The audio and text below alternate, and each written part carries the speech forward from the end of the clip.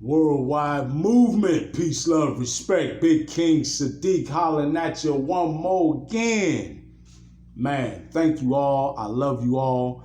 Please continue to like, share, subscribe. You know what we're doing. We're building our worldwide movement, peace, love, respect. All right. Thank you all. Truly, I do love you and appreciate you tremendously. We're growing, right? We're growing. We're getting there. Let's continue. Like, share, subscribe. Tell folks you know. Tell folks you don't know. Let's make sure that we continue to build this worldwide movement, peace, love, respect. All right. Folks, do make sure that you check out my music on all platforms, please. Right? Make sure that you are checking in on the community section on my channel. Some very important info there in different formats and whatnot. Definitely a great place to make sure that you're staying up to date on the info that I'm presenting, right? And yeah, please continue to help build the worldwide movement. Peace, love, respect. All right. What I'm going to do now is actually change camera positions, right? Because for the duration, as I'm explaining the information, I have an illustration for you to focus on and maybe formulate some, well, it's not that sort of a forum where we'll be exchanging questions, but some things that you can formulate in your mind in correlation with the information that I'm presenting to you at the time. All right. So I'm now going to switch the view and see if, in fact, I'm not certain that we're going to have continuous video when the view switches. So if it does, in fact, no, better yet,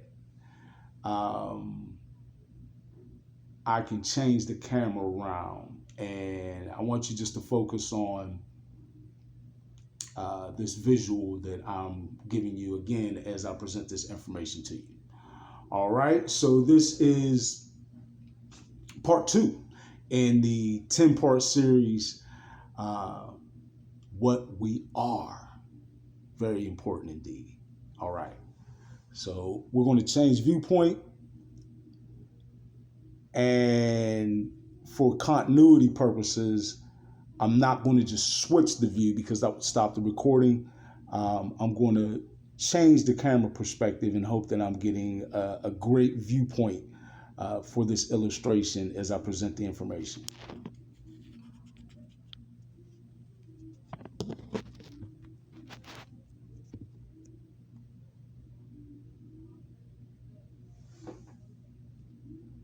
All right. Looks like we have, yeah, pretty good perspective. And anything that you feel like was covered up or that you couldn't see, throw it in the comments and I'll elaborate on it later. Okay, folks. So, and picking up where we left off in the series, in part 1, we described how your spirit, which is truly immense, utilizes a connection, right, that is created when your human soul is actually created. Now, your soul is not the same thing as your spirit. And I know this is something that's been incredibly confusing to a lot of people, and I have not fallen short of that category in the past, and have only in recent years gained through the perspective of looking within much better clarity on this. But your soul and your spirit are most certainly two different things. Your spirit, folks, is immense, right? You are talking about the multidimensional aspect of you energetically that is boundless, right? Um, so your spirit is not all encompassing, but encompasses a great deal um, in terms of multidimensionality. We'll say that. So, but your soul is an energetic layer that allows your spirit to interface with the biological body that is actually being physically formed in your mother's womb, right? That connection happens at the root chakra, which is the energetic point from which the human body actually begins to grow in the womb, right? Um, Now, this layer, the soul layer, we call it, this layer is completed during gestation, right?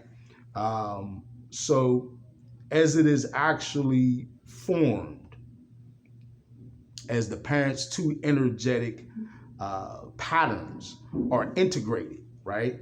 And I say pattern because all things essentially are energetic patterns of information, right? Um, that information tells the quantum field how to manifest anything into physical existence. Um, this actually holds very true for living beings as well, right? The information precisely describes to the quantum field exactly how that energy is to be a conscious expression, right?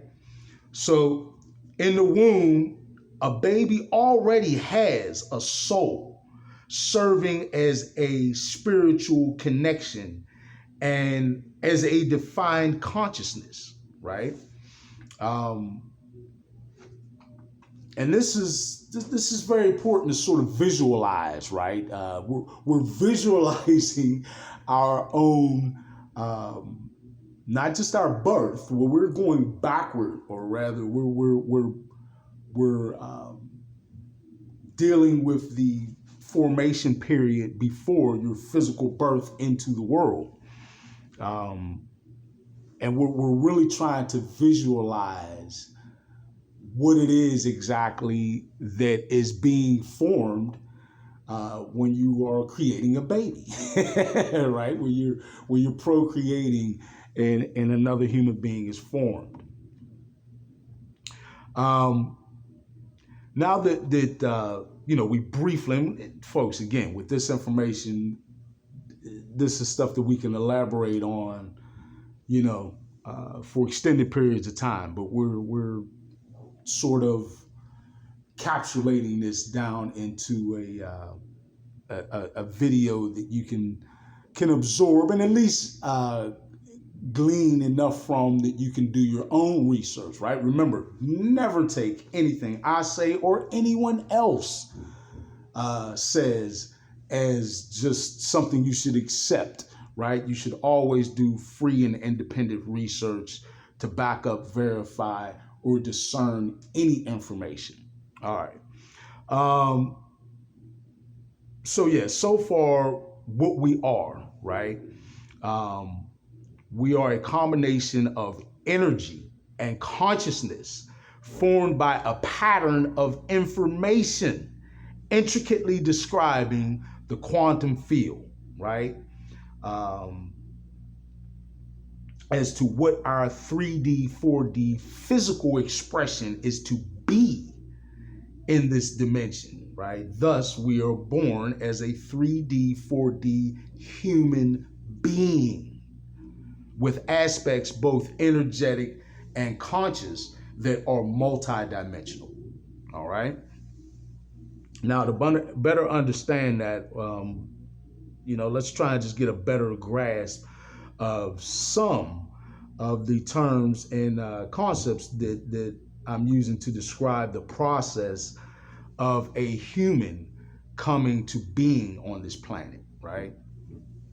So first, I know you folks, or at least some of you may be, well, if you're familiar with my videos, you certainly have heard me refer to the quantum field before. So the quantum field, right? The quantum field is multidimensional. First, I'll say that. That's actually what the quantum refers to, right? It is beyond linearity.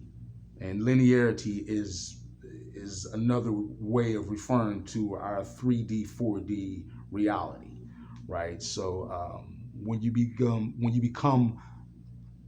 refer to anything that is beyond linearity, you're talking now in a multi-dimensional text or means of referencing, and you're now talking about something that is described as quantum. Okay, so the quantum field, what is that, folks? Well, the quantum field is the energetic field that connects, intertwines with, is a part of all of existence, right? And again, we're describing things from the perspective of a 3D, 4D, linear dimensional experience. But the quantum field extends beyond linearity and also ties multidimensional aspects to our linear 3D, 4D existence, right? But the quantum field, more precisely, is the energetic mechanism. I would say is about the best description I can give it for how things are expressed on an energetic level, right? Which, quite literally all things are energy in some form or another. And the quantum field interacts with, is a part of, and intertwines with everything, right?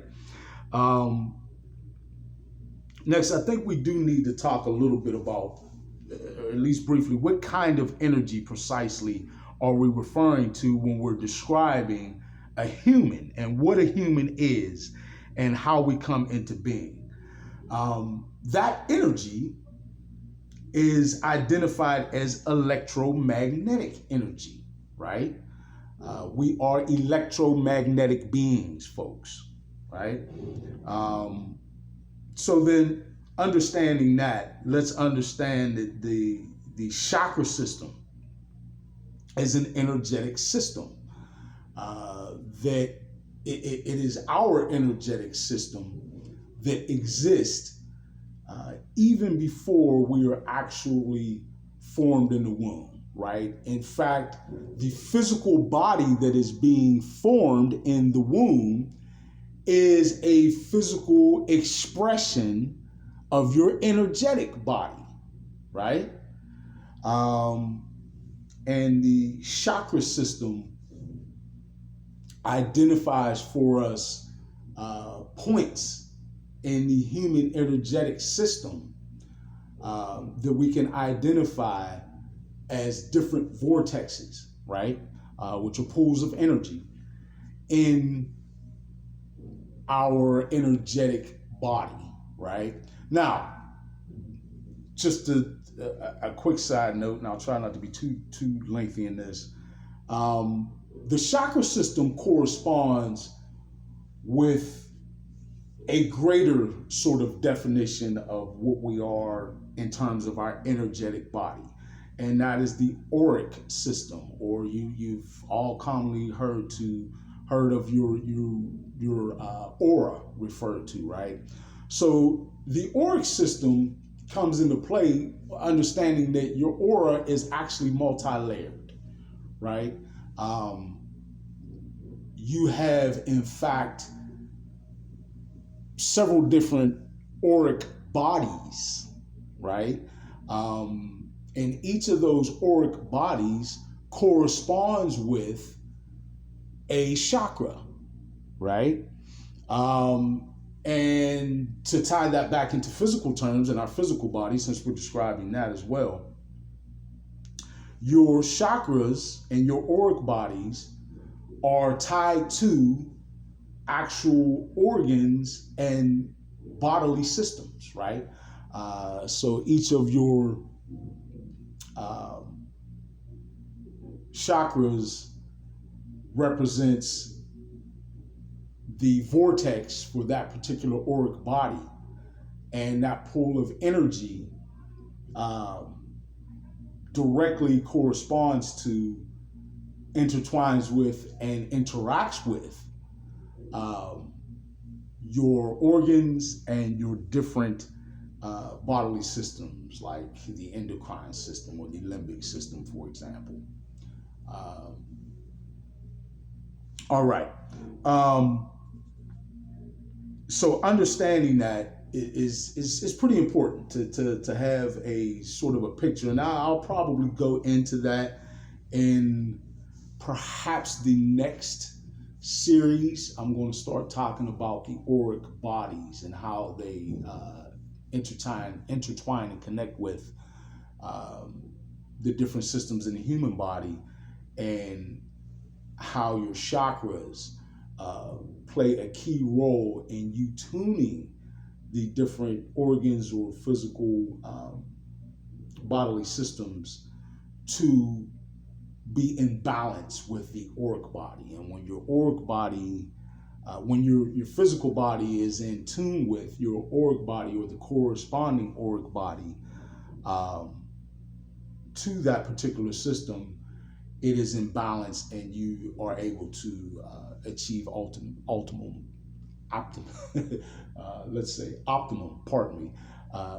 health, right, in that particular system. All right. But yeah, understanding the chakra system a little bit, there are 7 chakras that we identify as our main physical chakras that we identify, but there are many chakras, folks, many different chakras, because chakras continue to extend from us in a multi-dimensional way, right? But the 7 that we identify with our physical expression or our physical body are the root chakra, the navel chakra, the solar plexus chakra, the heart chakra, the throat chakra, the third eye chakra, and the crown chakra. All right. I kept things basic, folks, and went the stick figure route. I know somebody's like, "Oh, King Sadiq's not much of an artist." Indeed. Maybe I'll give a better attempt at that later, or just utilize some better illustration. But that, I think you get the point from that illustration, folks. All right. So essentially, in understanding the chakra system, we suggest that the human body grows exponentially during the cellular cycle known as mitosis, right? Which is where we have the cells splitting, and this is, well, I don't know if it's obvious or not, but this is necessary for what we call growth, right? The human already exists as a defined energetic expression before that information expresses physically. And that chakra system that I'm depicting should help you to at least start to visualize yourself energetically, right? Before you're even physically expressed as a baby that grows into a mature adult. All right, we identify this chakra system again as the 7 vortexes that we can perceive in 3D, 4D reality. Yet, as I stated, there are others which remain multidimensional. Now,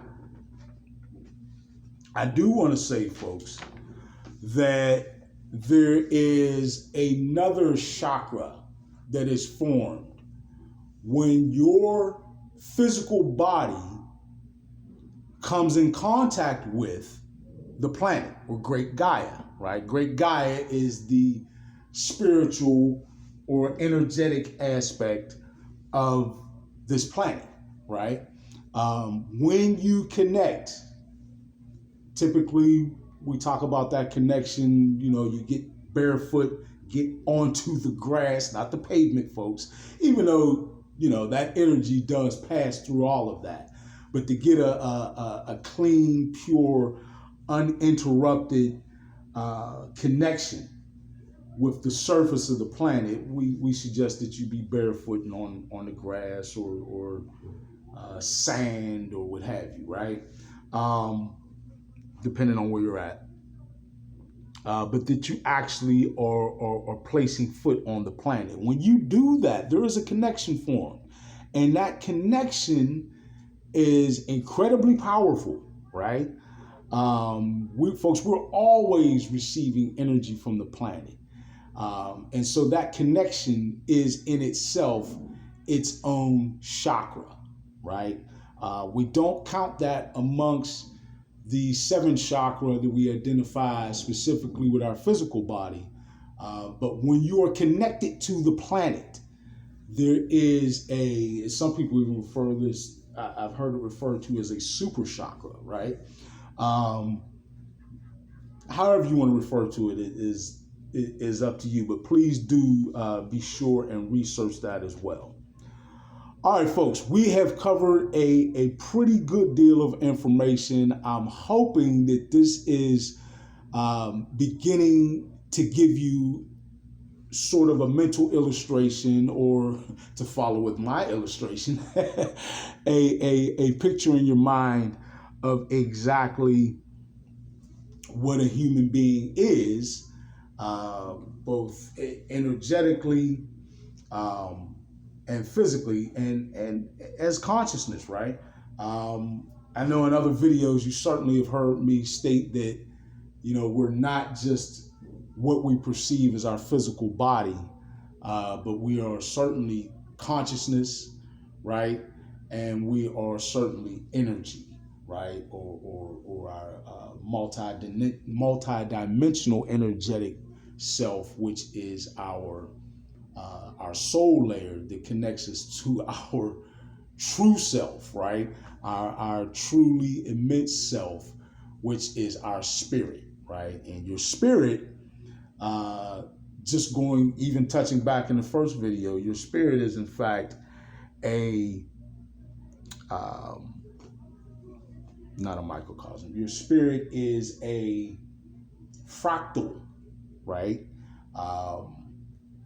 And we'll likely later on get into fractalization a little bit deeper, but you also can refer to that in some of my previous videos. But your spirit is in fact a fractal of the creative source, and is in that sense very quite literally eternal, right? But even scientifically speaking, we know that energy is not destroyed, only changed or altered in state, right? And matter, the same applies for, as matter is just another form of energy, or rather energy expressed in this 3D, 4D reality as matter. All right? Okay. Again, a lot of information. Please absorb that and make sure that you do your own research there. And I thank you for being with me on part 2 of the Big King Sadiq 10-part video series. What are we? We're starting to delve a little bit further, folks, and we got a good ways to go. But we're starting to frame the conversation nicely, I should say, right? So I'm going to flip the camera around quickly here and bid you farewell. I'm still here. Word life. No, really, thank you all. I love you all. Please hang in there, stay on this journey with me as we understand more about ourselves, right? And we truly start to answer this question for ourselves. What are we? All right. Worldwide movement. Peace, love, respect. Big King Sadiq. I'm out.